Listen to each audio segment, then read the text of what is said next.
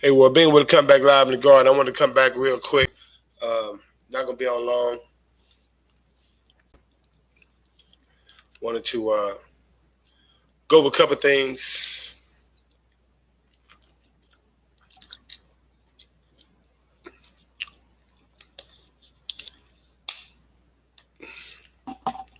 My volume should be straight tonight. Should be no technical difficulties on the volume. We should be straight on the volume, the sound rather. Um, I'm just gonna go over a couple of things, real news, fake news. But what I really wanted to go over real quick is if you was in the garden the other night, we were talking about dividend stocks, and a couple of family members had some great ideas, had some great companies that they actually already knew about. And I wanted to kind of go over a couple of things that you want to probably look for uh, on this investment thing and dividend stocks. James, what it do? DG, what's up, bro? Okay. Three things that, you know, in this investment game that if you're talking about dividend stocks, it's three things that you want to research or look for in a company. And you want to look at its history. Go back 5 years to a company and see if they've been paying the same dividend amount for the last 5 years. You dig? And if they've been doing that for 5 years, then you should be pretty comfortable in dealing with that company. The second thing would be something called a payout ratio. And in a payout ratio, it kind of gives you the percentage of how much the company uses in its own money or revenue to pay out those dividends. If you got companies paying, 75% or 85% or 110%, that's more money than they're making to actually pay dividends. And you kind of want to stay away from those type of companies. I mean, it's like something where if you're dealing with companies like that, it's not really going to be a long-term situation.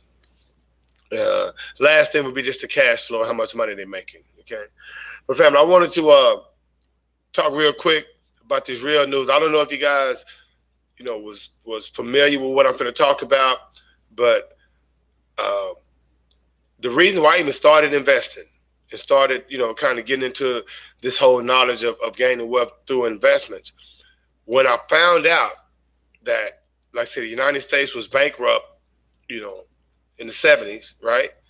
And they had this trillions of dollars that are accumulating every year in debt. You dig? Yeah, it's gonna crash, DG, no doubt, because it's a bubble. Okay, it's a bubble. I mean, Trump said that when he was running for president that this market is a bubble. So, and the reason why I know it's a bubble because when you do the research and you look at all these companies and how high the stock prices are, well, you look at how much money they making, the earnings that they making, it don't add up. Okay, it's like having a nice Mercedes Benz, right? But has 20,000 miles on it. That car ain't too tough. You dig? So yes, it still look good. I mean, from the outside looking in, you would think it's nice. But this economy, guy, like I said before, this is the longest bull market they've had in man in forever. Now, I'm not gonna say it's the longest ever because if you go back from the 50s to the 70s or the 60s to the 70s, and then again from the late 60s to the late 70s, they had bull markets of 10 years or 8 to 10 years. You dig? So this isn't an anomaly, but what it is a bubble waiting to happen. Okay, I mean, just look at what's going on, and like I said, the reason why I even got into this game is when I realized that we are the stock. Anytime you have a country that's saying they 23 trillion dollars in debt, and we have to pay that, it'll never happen in a trillion years. You dig? So how are we able to sustain in this type of situation if we have 20 to 23 trillion dollars in debt? Who do we owe that money to? You dig? And DJ asked a good question. What's the outcome? I tell you, it's all cyclical. This is a situation where the wealthy wants to continue to get that money, and how do they do it? They use the central banks. Think about this for a minute, family. Do you think it's an accident that every major country in the world have a central bank? I mean, Japan, Bank of Japan is central bank. The European central bank. Okay, the Federal Reserve Bank's over here. Every major country has a central bank. Why? And if you understand this, you understand how the global economy, which that's what it is. It's designed so that the top half of 1% continue to have wealth. Like I told you in my last videos, family, when you have 1% of the population controlling over 48% of the wealth, what they tell you. So you'll never get to that status. Let's not get it twisted. But you can understand how they gain their wealth. They don't gain their wealth by working. They actually gain their wealth by investing in companies, by investing in bonds, by investing in real estate. And these are the things that I'm talking about, right? And the reason why they can do that, you think it's an accident that 1% of the population is over 40% of the world's wealth? We are the stock. 2 or 3 years ago, family, I was on YouTube, and I came across a couple of cats. One cat by the name of Harvey Dent, another female by the name of April Lejeune, and they was talking about how our Social Security numbers were attached to some type of account. Okay, to some type of account, and which in these accounts there was like millions of dollars, right? And what they were saying was, just look in the back of your Social Security number, Social Security card. Those are red numbers on the back of your Social Security card. It's attached to one particular federal bank, a Federal Reserve Bank in the United States. I think it's like 4 or 5 Federal Reserve banks. I was like, what? So me being the person I am, I researched and did the research and tried to find out what they're talking about. People talking about they were paying their bills, using Social Security numbers and this, and that, and third. Come to find out, like Pizzagate back in the day, because if you notice, they had this whole global pedophilia ring called Pizzagate, and all of a sudden now they don't talk about it anymore, as if it was just a fad. It actually happened. Just like these particular accounts that were attached to your Social Security numbers actually existed. I couldn't believe it. All right. And so when I did the research and found out more about it, that's what made me start investing, because it's like, oh, that's why we pay taxes for everything. That's why, this debt that they say, the $23 trillion debt, all that, it'll never be paid off because we are the stock. Look at the commercials on the television. You have American actors, right?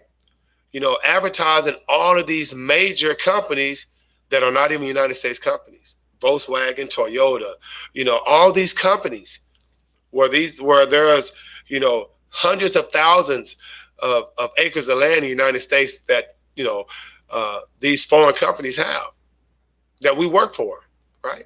And then if you just look at Social Security, family, you'll never, ever survive financially only on Social Security.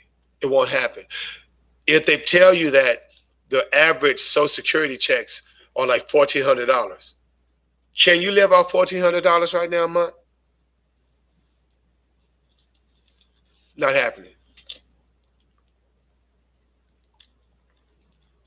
And what really tripped me out, family, is when I found out that, because as senior citizens, family, it's difficult to live off $1,400 a month. When you have property taxes, you have to eat, you have the bills. And if you don't have any other alternative income coming in, no other multiple streams of income, it's going to be very difficult. And so that's why you have to invest. And like I say, we are stocks. That 9-digit number, that Social Security number you have, is your identification. Your name don't mean anything, nothing. But when I find out that, banks like SunTrust and Bank of Hawaii and Bank of Texas, when I found out all these banks have accounts, right? I mean, like hundreds of thousands of accounts. And then if you just think about it, do you own your birth certificate? Hey, Deborah. Hey, Fifi. Do you own your birth certificate?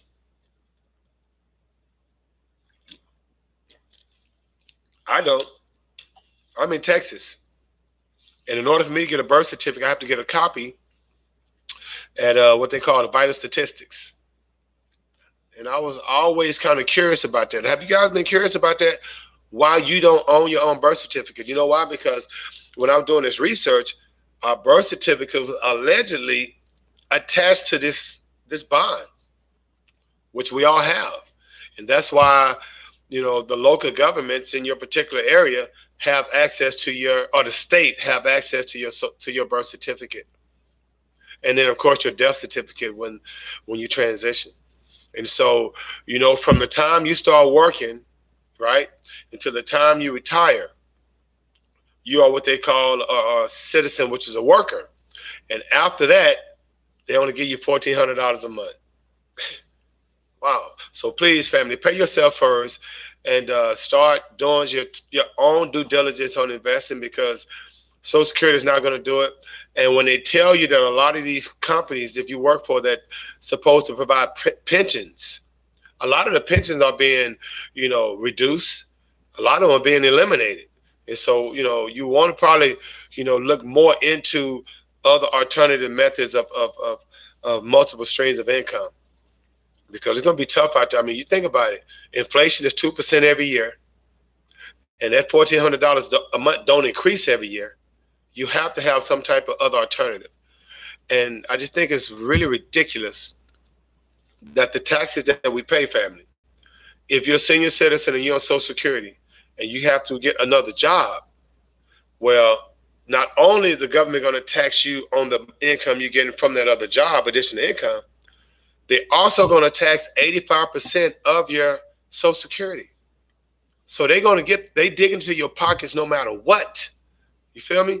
So you think it's an accident? There's something called capital gains tax, right? If you, and this is what I'm pretty much advocating, family. If you have some, you do your, sacrifice, pay yourself first, and you invest in these companies. I told you before, a couple of criteria for investing in dividend companies is to make sure they have a history of paying dividends.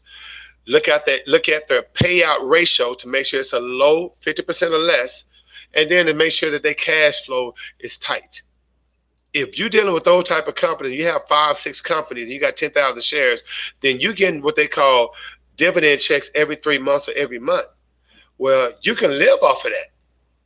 And guess what? You own, and if you're not having a regular job, or if you have a regular job, not making a lot of money, then you're only paying like 10, 15%, no more than 20% capital gains tax. Meaning all that money that you're getting on dividends, it's only going to be taxed 15%, 20% at the most, depending on your income. You did? And so, this type of information is something that I think, we need to always kind of be conscious of. You don't think that the people that are senior citizens right now, you think they thought about this? No, they thought that when they became, was able to retire on Social Security, that was going to be enough. But that was 15 years ago, 20 years ago. 2% inflation every year, family. What you bought 10 years ago for $10 don't cost $10 today. Angelina, what it do? Okay? And so, like I said, I just want to come back with a little food for thought, family. Like I said, we are the stock. If you don't think we stock, try to go tell somebody what your name is. And I'm telling you, they don't care about your name. It's those 9 digits. You have to get an inspection on your car. You have to get registration on your car. You better have insurance on your ride. You better pay those property taxes on your house. So what do you really own? What you really own? You pay for your house. After you paid that mortgage for 15, 30 years, guess what? Every year you still have to pay property taxes. And do you dictate the taxes? No. The county clerk, commissioner, the city. 1 year can be 3%. The next year can be 5%. So you don't own nothing. Byron, what it do? You dig? So, you know, I think being less materialistic and more realistic will have your paper grow, because when you understand all this stuff don't mean nothing, it's just good health. Okay? Because really, that's your true wealth, is your health. Like I said, I'll be 51 years old in about 9 days, I guess, at the end of December. And it tripped me out, 51. You did? Don't feel it. I still get up and down the court, still shooting them threes, right? Because that's way more important to me. But then also having a plan, because remember, if you fail to plan, you planning to fail. Having a game plan. Like I told you about the 50, 30, 20. Or just, telling yourself, when you pay yourself first, make sure it's 15%, 20%. Looking into IRAs, individual retirement accounts. You did? Because if we don't take our financial situation in our own hands, it's going to be a tough situation. Don't forget what happened in 2008. Thank you, Byron. 2008 was a tough situation for a lot of people. I can dig it, Angeline. Me too. I'm in my 50s. I've just started thinking like this not too long ago, because I was always, thinking that, I'm a teacher, this and that, I have a pension, bam, because I was never materialistic. But when you look at the big picture, they phasing out teachers' jobs now. You did? When you know that what you buy now is not going to be the same 20 years from now, then you have to start financially thinking about things from a realistic standpoint and from a macroeconomic standpoint, meaning understanding what these banks are paying you and what they're not paying you to put your money in their banks, and how you should not be just sitting on cash. Cash is nothing, because it loses value every year. Think about it, 2%. So that alone, you want to try to have a high yield savings account to put your money in there. Because if you're not, it's losing value every year. And they don't tell us this, but they're talking about impeaching Trump, but they're not talking about the $55 billion every year that we give to other countries. But we have a $23 trillion deficit. See, people don't realize, do the math. Does that make sense? How do you vote for people that these congressmen, they dictate that, they make the laws? How do you make a law saying you're going to give $55 billion a year to foreign countries? And you have over 1 million people homeless. You have senior citizens struggling. You have veterans on the street, veterans killing themselves because of psychiatric problems and because of the things they had to endure being overseas in those wars and stuff. So that don't make sense. Okay? So that's why on a microeconomic standpoint, you want to kind of take your own situation in your own hand. It's never too late. But you also got to have a plan. You just think about it, man. 2-year, 3-year, 5-year, 10-year plans. And you guys in your 20s and your 30s and your 40s and your 50s, man, you got plenty of time. They have stuff out there where you can get up multiple streams of income. Like I told you before about Lyft and Uber and all this other stuff that you can just, make some change and just put that away. Live modest. I was just telling my students the other day, it's like, they're buying Nikes for $200, $300, but overseas they have kids in factories working 10, 12 hours in sweatshops making those same shoes for just $2, $3. And so the value that we put on things over here is just so misconstrued. It's so inflated. It's so patriarchal, because when you worship a male god, then whatever person put their name on, we think we're supposed to worship it. A name. You did? So, family, do your due diligence, do that research. Remember, if you stay conscious and understand that, we're never going to have that financial freedom by just working, but also understand these taxes, understand the different loopholes that are out there for us as well. On a smaller scale, mind you, but it's there for us as well. Just even on understanding that when you file your taxes this year, if you don't have over $12,000 of itemized deductions, you need to take that standard deduction, because I think this year is $12,200. Okay, and so if you're making $50,000 this year and you are single, that's $12,000 right off the cuff in tax deduction. So now your AGI, which is your adjusted gross income, now it's only what, $38,000. You're only paying taxes on $38,000 or 37.8 opposed to $50,000. See, you got to understand these things, right? And that's why I have no respect for these so-called professional athletes, because, they're able to, deduct in taxes, charity, up to 60%. And I'm looking at these schools in H-Town. I'm looking at a lot of stuff that's going on around here. We don't even have basketball courts in A-Leaf. No baseball fields. And so all that's tax. That's money that can deduct from taxes, just from a charitable standpoint. And that's why you got to say, pay yourself first, because if you don't, nobody else is. All right, fam, I'm finna get on out the garden. I sure appreciate you guys joining me. Today was the last day of school, so I'm gonna be off for a couple of weeks. I'm gonna be in the garden every night. Hope everybody come in and holler at your boy, and we're gonna probably get into it. Like I say, pay yourself first, family, and we the stock. And if you think like that, then you'll want to try to, take advantage of that. It's so simple, but it's a discipline that it requires. It really takes a discipline, fam. You really have to ask yourself what's important. 50, 30, 20, or going out and buying all these things. And just ask yourself, when you make a major purchase, is it an asset or a liability? Meaning, does it bring you money, or do you pay money out? If you're paying something every month for it, that's a liability. But if you got you something that you know is gaining value, then that's an asset. You dig? So, family, in the meantime, between time, may the Most High and Saudi bring you joy. And I really appreciate you guys joining me. Being really going to be out at 5,000.